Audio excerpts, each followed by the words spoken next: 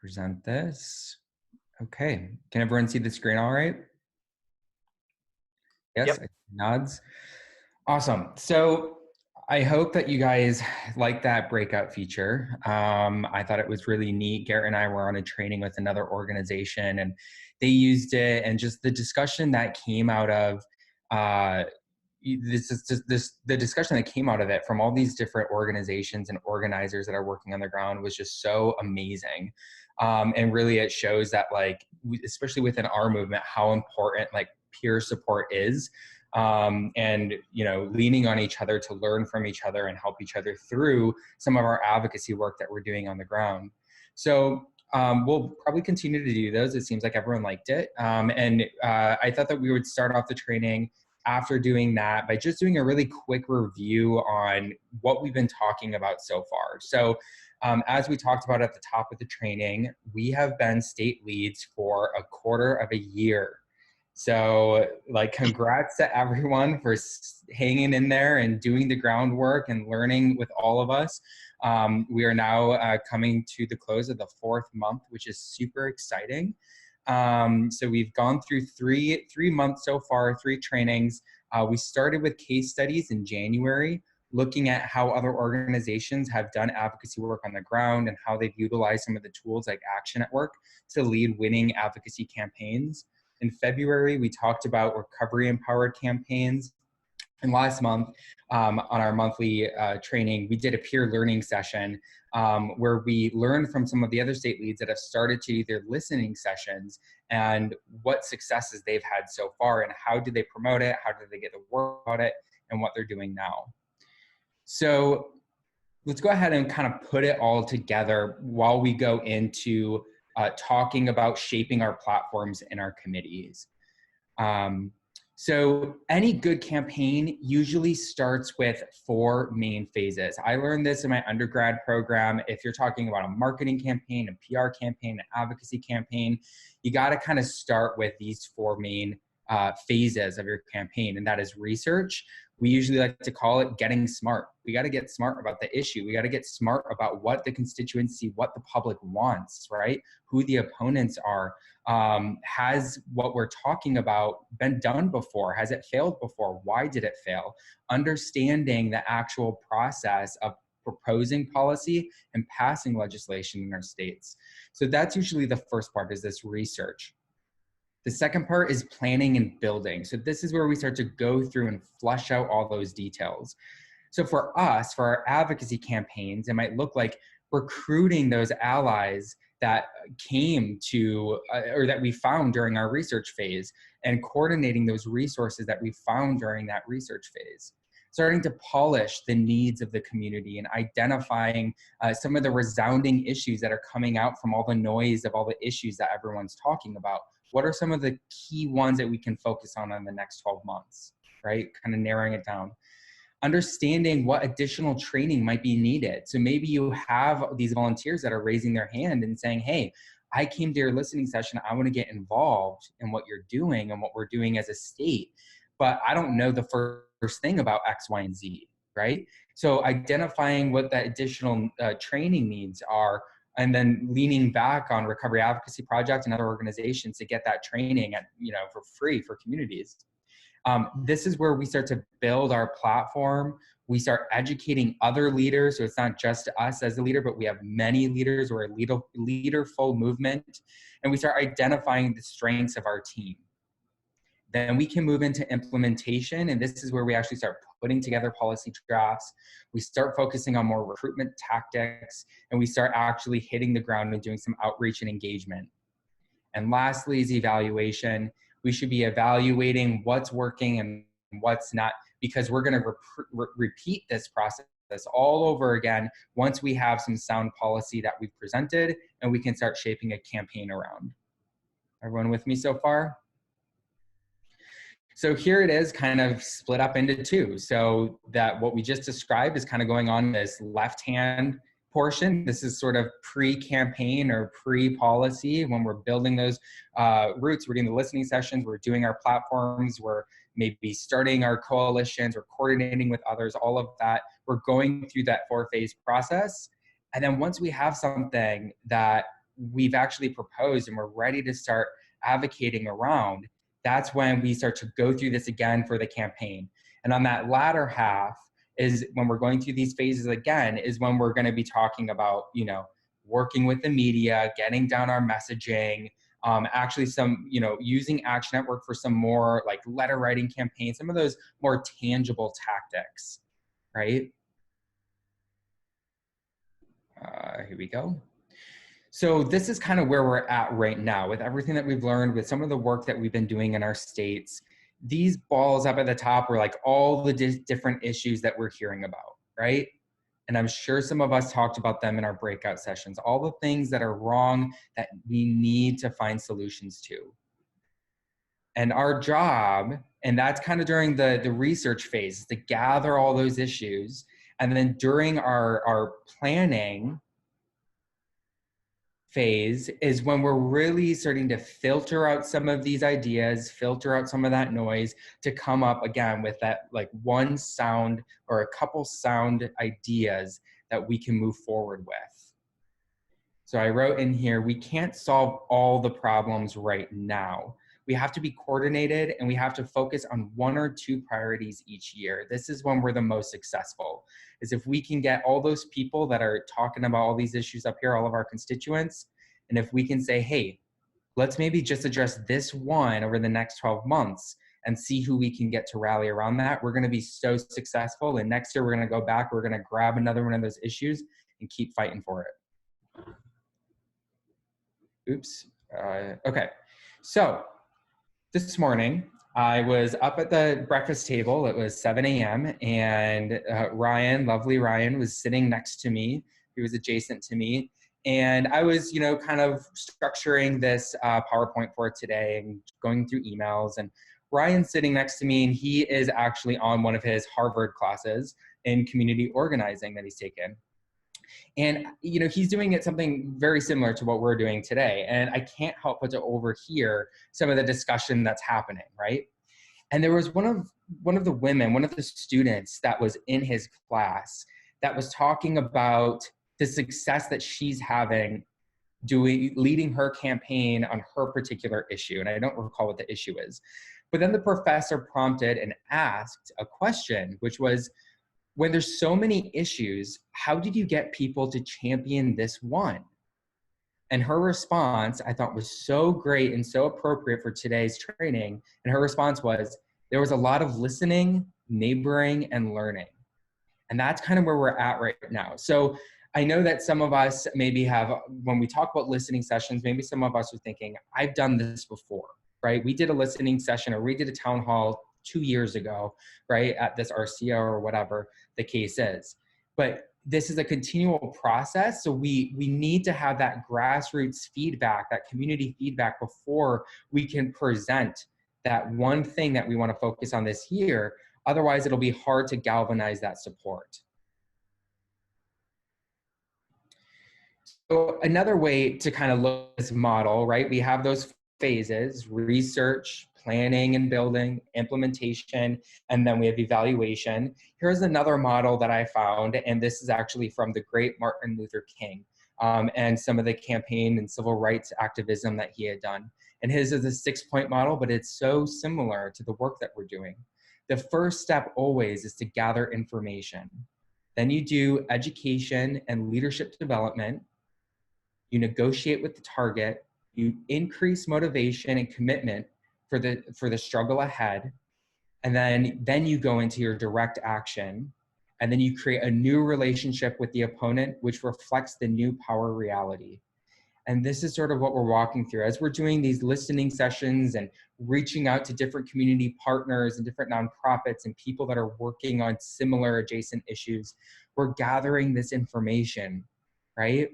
And then our jobs as state leads is to pull in our constituency and our volunteers and start to educate them to be leaders themselves, to pull in more people around our issues before we start to go into negotiating with the targets and finishing the planning and actually doing the direct action work that lies ahead.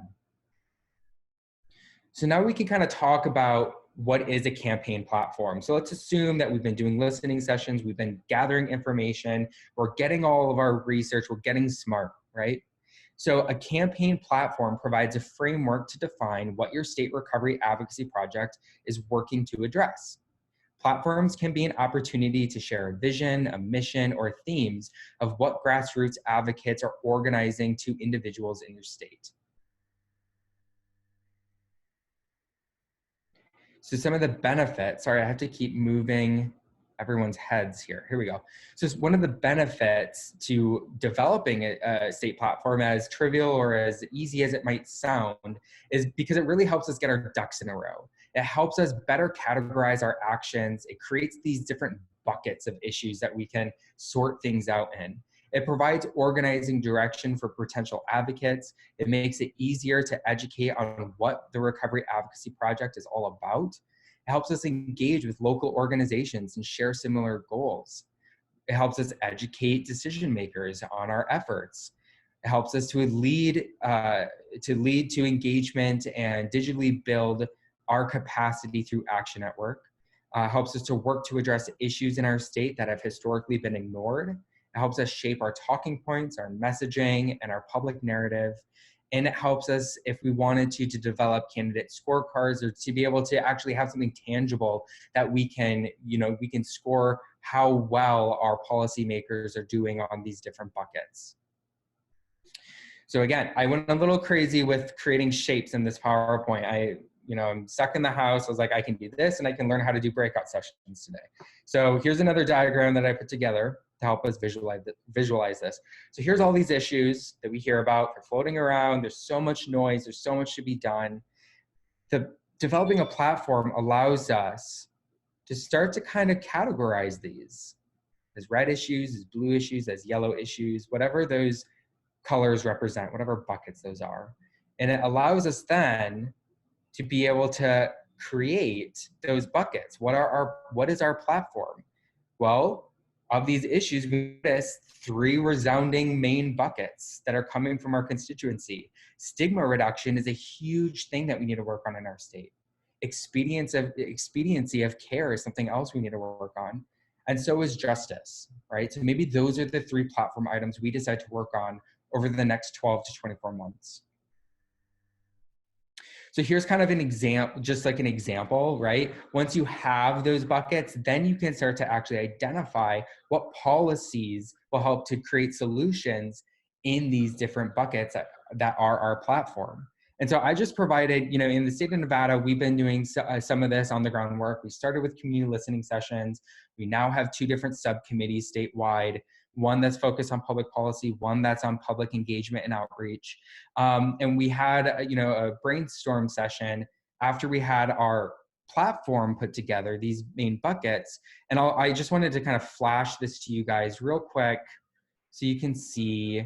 So from that, we came up with potential advocacy items, and you'll notice what's highlighted is which platform item this issue could help solve, So what we did is we just did an overview of the issue and then the proposed solution, what we're going to do about it, right? And then how that falls into what we're working on as a statewide coalition of organizations and individuals. So here's another issue, platform area, here's another issue that falls into our justice bucket, and we have a proposal for what we want to work on. Right. And so this really helped us to be able to visualize and kind of cut through all that noise. We know what all the problems are. And in order to be strengths-based, like what many recovery communities are, we need to make sure that we're focusing on moving forward. What are we going to do with this information now that we have it? Right. And so this is what we did. This was just our first dump. We're going to revisit this on our next call here in Nevada. But it was extremely helpful. It was such a great exercise to go through. Now I'm going to show just one more example. This is from a couple years ago when I was working for another organization. So this happened in the state of Minnesota. There was a group of constituents and organizations and different stakeholders that were at this table. And there was so much talking about the opioid crisis and all the different issues. And from meeting continually and talking about these issues, we were able to come up with a collective advocacy platform, which included guiding principles for us that will shape our work moving forward, what we are advocating for in the most basic sense. And then we identified some key Minnesota legislation that will actually have to address those issues that we've just identified. And for this, it was a single piece of state legislation that we wanted to focus on. And we focused on that legislation for 3 years before we ended up getting it passed. But we were victorious because of, you know, starting at this at ground zero, doing this work and building our base. So I'm going to go back here now. And now this will be like the last example that I show before we start going into looking at some other platforms, and Aaron will take it away. But, you know, I always show the Yes on 3 campaign. It's so beautifully done. And some people had questions about, you know, how do I, as a recovery state lead, navigate maybe my role working with a nonprofit or what some other nonprofits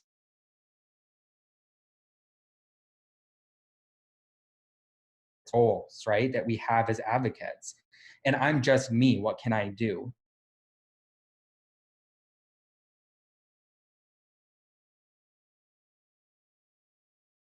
Evaluation. We have something that we want to advocate around, and then we move into the second part of actually going through those steps again and advocating for something specific, a campaign. Then, you know, then we're developing something similar to this. So the Yes on 3 campaign was a ballot measure in the state of Massachusetts, and it was for transgender equality. And, you know, it wasn't a single organization that was, you know, advocating for this or was proposing this. It was a campaign that a coalition of various stakeholders, various community leaders had come together in order to organize. So the Yes on 3, that's not an organization, right? Yes on 3 is the campaign in order to get this passed on the ballot. And they had put together essentially a group of stakeholders. We're talking parents, safety advocates like law enforcement, business and industry organizations, faith leaders, government, education, labor unions, sports teams, nonprofit and advocacy organizations. And so their coalition grew, and it became this robust network of different organizations and individuals and entities that said, yes, you know what, this one thing we can all get behind. Right. And that's where that power came from for them to be able to make this victory and pass the Yes on 3 ballot measure. So I just wanted to share that with you guys. And let me try to go back to my PowerPoint so then we can keep going.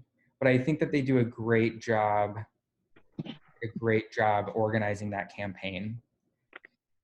All right, so a quick reminder. And that's the answer to that question earlier about what hat am I wearing and what's the organization kind of thing, is you're building a coalition, not necessarily an organization with RAP. Exactly.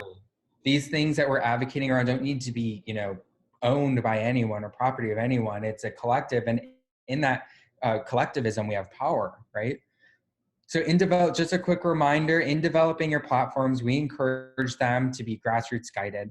Here are some ways to make platforms grassroots guided: community listening forums, recovery asset resource mapping, doing polls and surveys with the recovery community, one-on-ones with different stakeholders and community members. So maybe, you know, draft out what you would want your coalition to look like from those different areas: law enforcement, parents, education, and maybe start doing some research online and just making phone calls and introducing yourself and saying that you want to focus on some recovery-oriented changes. The following sample platforms are grassroots guided by these methods. So now we're going to go into what Nevada has done just as an example, and I'm going to kick it over to Aaron to talk about this.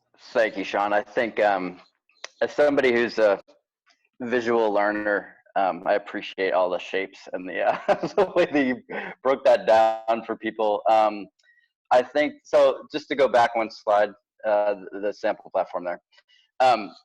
The idea of thinking about this as a campaign is important. I was on a call with Garrett and some other state leads.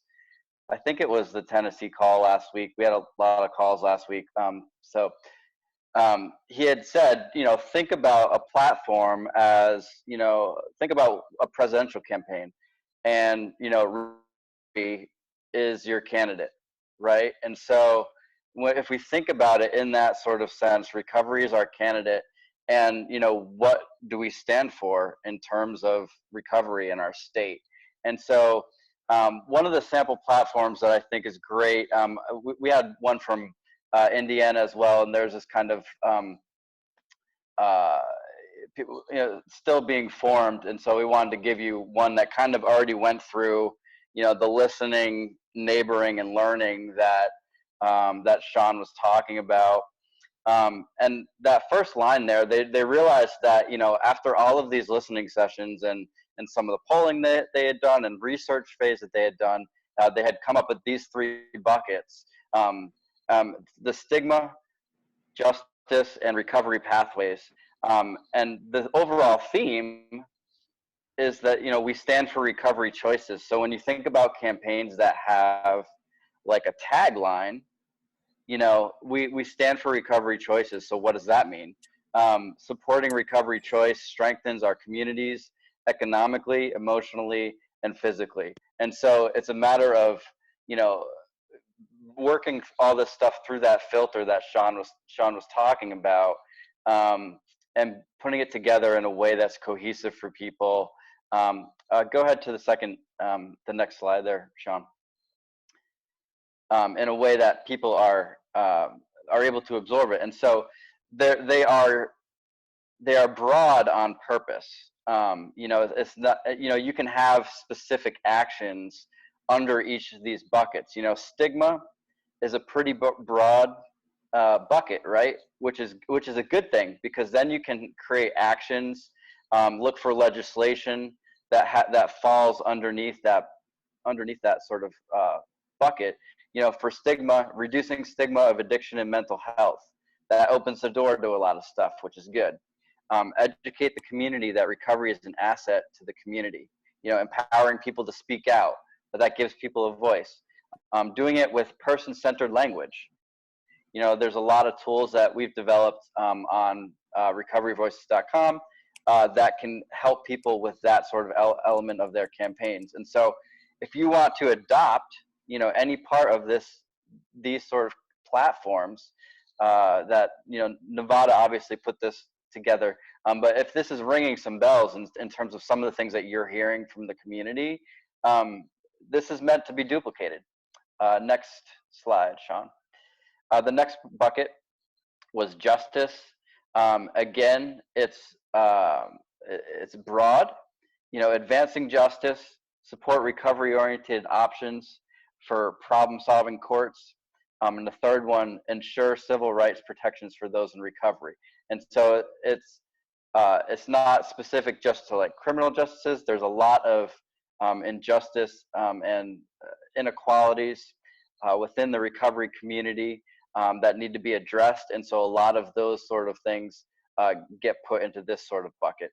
The next one, Sean. And the last one, back one. There should be one on many pathways. There we are. Recovery pathways is that third one. This one is good because a lot of people in terms of advocacy, they kind of know like their own sort of like personal recovery story. But when you start talking about advocacy and having your voice heard, and it's good to educate and broaden their horizons in terms of different pathways to recovery.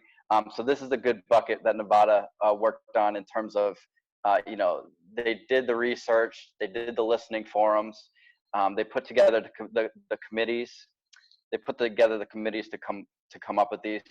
Supporting and embracing all pathways to recovery, recognize clinical and non-clinical recovery options, elevate the value of those with lived experience and peer support, and informing government to support the value of recovery in public programs.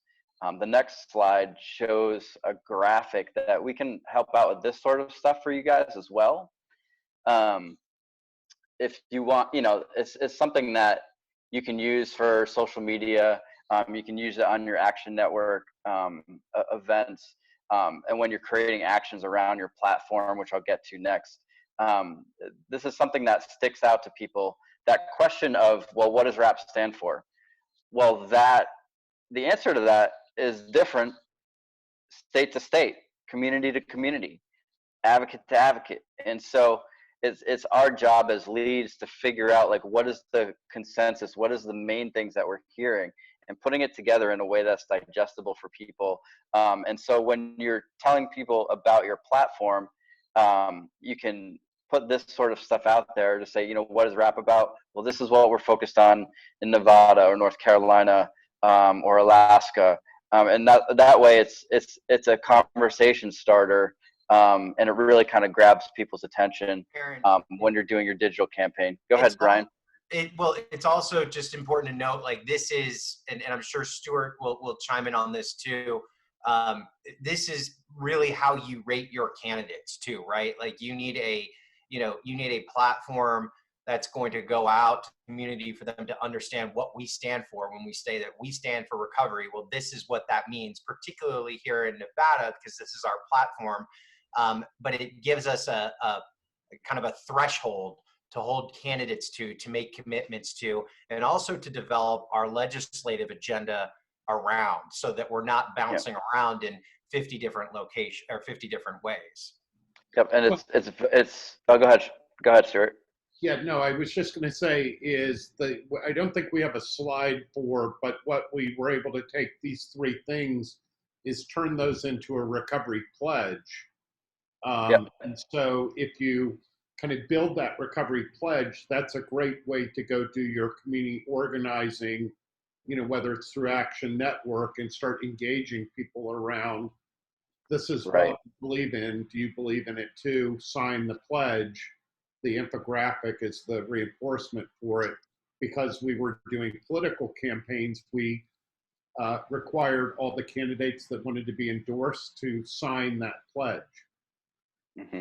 And so, you know, it's a way to empower your constituency, mobilize and educate your voters, recovery voters, and mobilize and educate candidates. You know, I think a lot of people that aren't in recovery or have a connection to the recovery community, they think about addiction recovery and they think, like, you know, detox or a 12-step meeting and like that's it, you know. And so here's a way to open up the door. Any sort of social change comes with those educational sort of pieces and those conversations that we're having on the ground. And this is the perfect sort of thing that we can use to, you know, not only bring in individuals and organizations into the process and enroll them into this process, but really define who we are as a constituency. And so that's kind of the task of the state leads, is to listen, you know, a lot of listening, neighboring, learning. And then after that process, you're producing something that you're taking what you're listening and putting it out there for people to get behind and to motivate people. And so next slide real quick. This is the fourth platform piece that Nevada is looking at. It's proposed. It's not there yet. Some of the language is still being worked on, and it needs to be voted on and approved by. They have a platform committee. I know there's some people on the call that are on that platform committee, and so you know, that piece that Sean was talking about always having our ear to the ground and being able to, you know, evolve and change the platform as we're hearing different things, right? We're not teaching people how to do listening forums because it's like a one and done thing. You know, these are things that we want people to consistently keep listening to people and creating opportunities for people in recovery and their allies to have their voices heard, because we know that things are changing consistently. And so we have to keep at this in terms of listening to people and developing those platforms.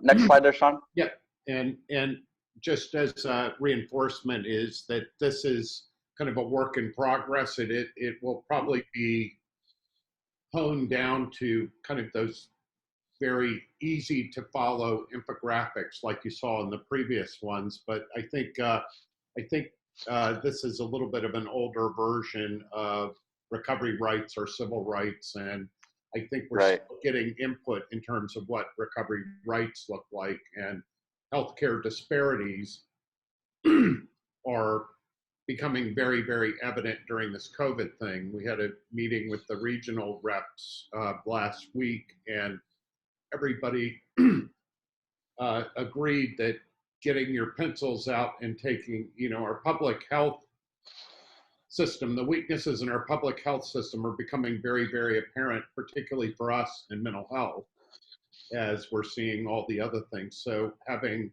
a notepad and keeping notes of all those gaps that need to be addressed is really a good thing.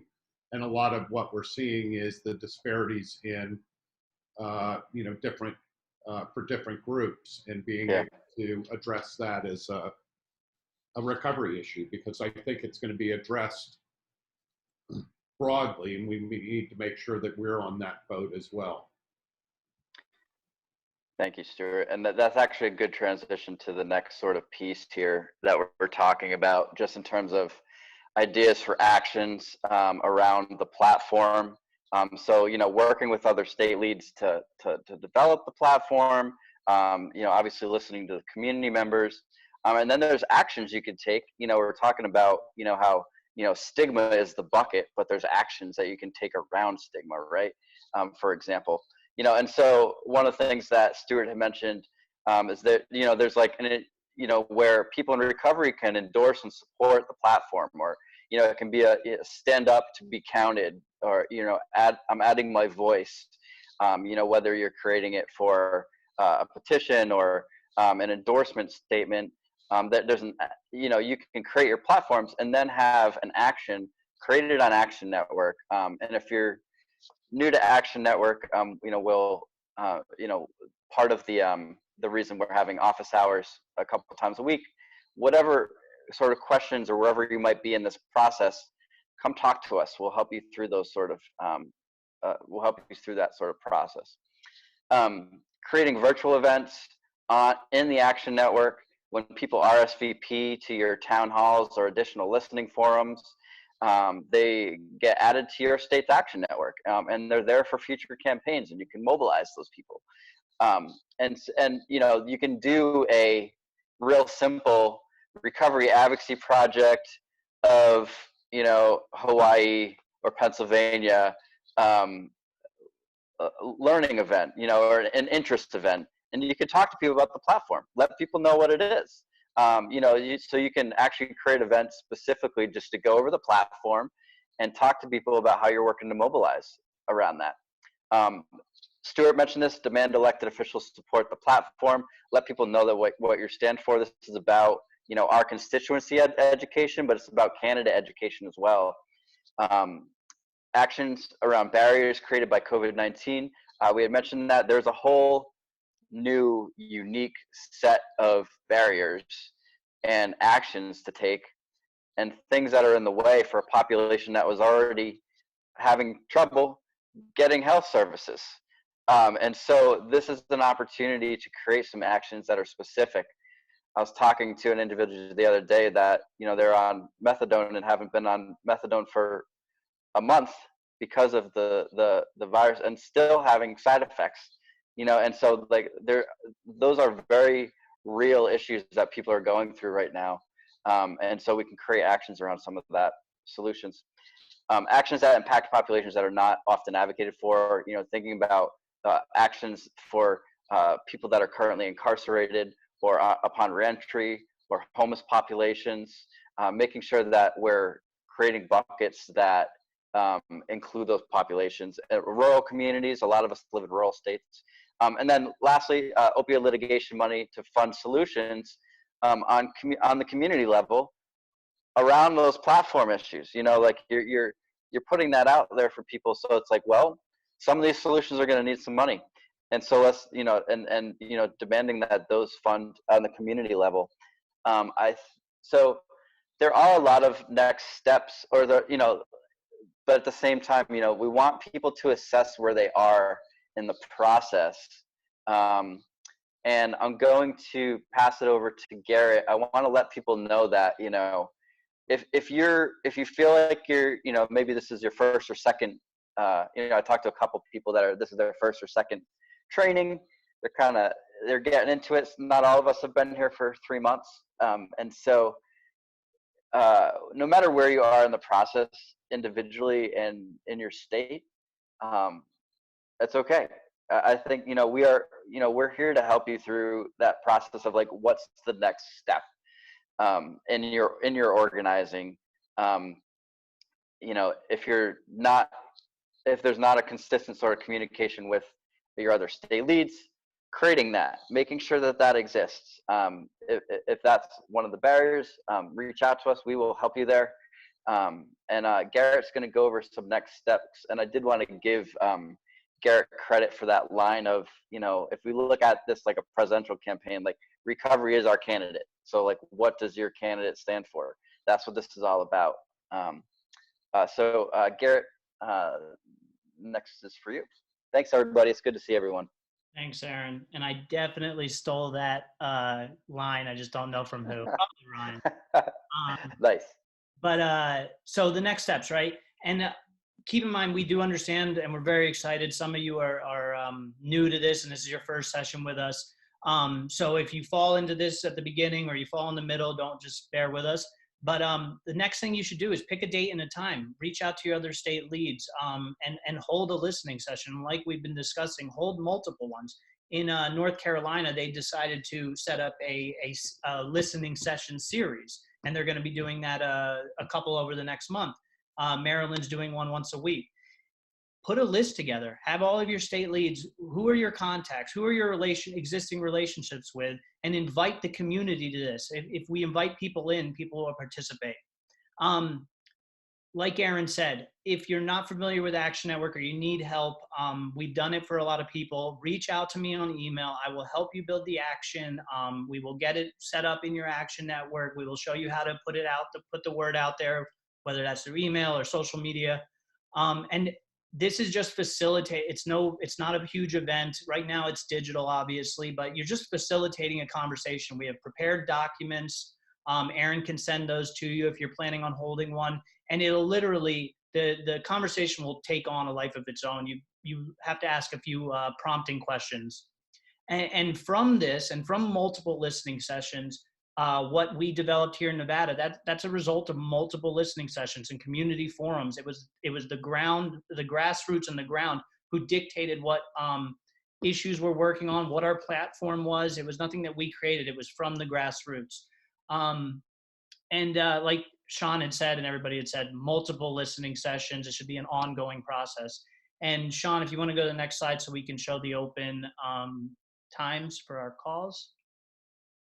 Okay, so here are our open hours. 1, 2, 3, 4, 5, 6 of us. Somebody will be on the Zoom meeting at this time on Thursday, as well as every other Saturday. If you have questions, you have issues, having trouble with anything, need help reaching out to leads, like Aaron said, jump onto this Zoom. We will facilitate a conversation. We'll be there every day. And the Zoom meeting right there is at the bottom. I will forward this slideshow to everyone after this call, and you will have the Zoom meeting ID if you miss it here. And I wanted to go through quick so I can kick that back over to Ryan and let him finish up. Thank you, everybody. And so just a quick poll. Sean was on 2 separate computers doing this presentation because he got started on one. So hopefully the polling feature does work. If not, we could do it in our hands, but with raising our hands.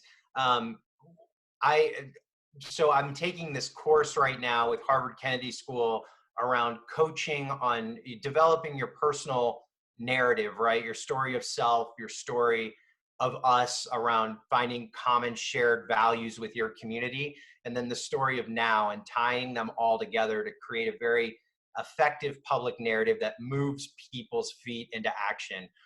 It also involves how to help coach people on a one-on-one level, not just on public narrative, but on relational organizing, creating those relationships that help you get to the result that you're looking for. It's a very long, it's a semester course. But I've been able, because the professor, and it is Marshall Gans, who's kind of like the grandfather of modern day community organizing, really great guy, has a personal story that involves our issue, has a soft spot for the work that we're doing. And they've gone ahead and given us authorization to use some of the video content from some of these classes, which are course teachings, to share with the RAP leads. This will not be in place of our trainings. It will be an extra kind of add-on. They won't be the full scope of the courses, but they will be selected classes that are very relevant to the work that we're doing right now. Along with them are readings. Some of you have received them, or most of you should have received them in a few emails that I've sent the last couple of weeks. We can offer this to you through Zoom throughout the month of May. They will not be on our regularly scheduled calls. We'll probably roll them out, 3 over the course of May, and it will be something that if you'd like, you'd have the option, but I didn't want to go ahead and set this up for you unless this was something you all were interested in. So Sean, if you're able to throw the poll up, let's throw the poll up. Oh, great. We do have a poll. So if you can vote, everybody go ahead and put their vote in, and we'll end it in like 20 seconds. And if it's something a majority, I think we have a majority already. So it looks like we will do this. Okay, great. 97% of you said yes. So expect that coming in the month of May, and it will be 3 different sessions. But a lot of what I've learned, through other movements and kind of the experts and people who helped create modern day community organizing has been very helpful with the work I'm doing here at RAP on the daily. So looking forward to sharing that all with you. And with that, I think that ends our time together. We will get all the slides to you at the end of the week with the video from this, and please join us in the open office hours. The times will be in the follow-up email. We can provide advice, support, coaching, tools, anything you need. This is an open time for you. Thank you all so much, and please stay safe, and we'll talk to you soon. Thanks, everyone. Bye, Thanks, everyone. Thank you.